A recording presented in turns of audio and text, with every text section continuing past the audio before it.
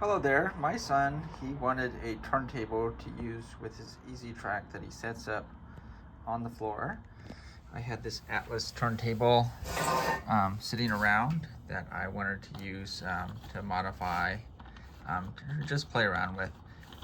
These are very cheap, easily obtained, and they're indexed.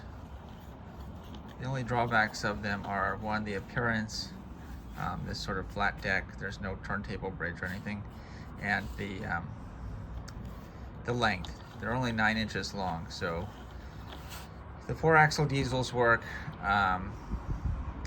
Switchers, of course, and smaller steams like 060, 260, they might fit on there just fine, but larger ones like 280s probably won't fit. But anyway, this is something that my son, that I set up for my son to use with his EZ Track, so I'm going to go over the modifications.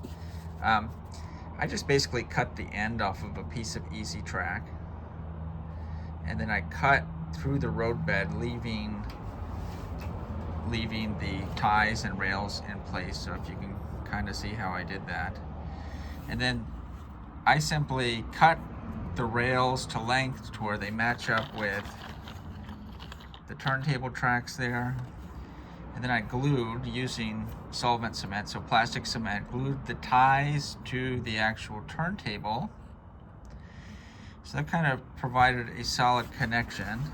And then underneath I needed a more solid connection, so I used a piece of very thin styrene plastic to kind of cover the area, the joint between the EZ Track roadbed and the base of the turntable.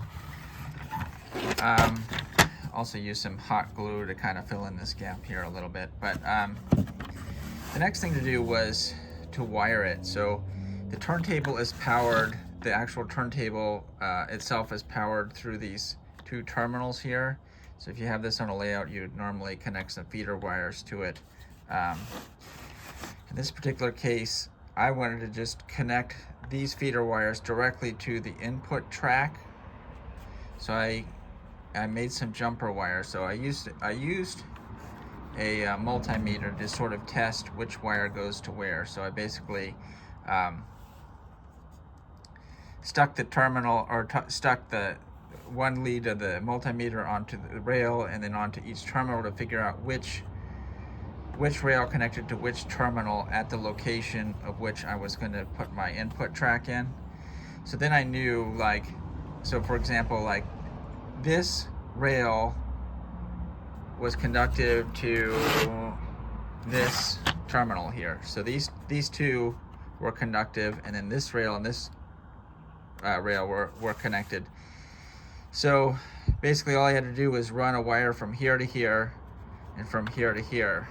So I soldered the wires onto the side of the rail here, cut little notches in the base of the turntable so it would fit flush, and then just basically ran the wire along the bottom, and then just kind of over the top to connect to each terminal.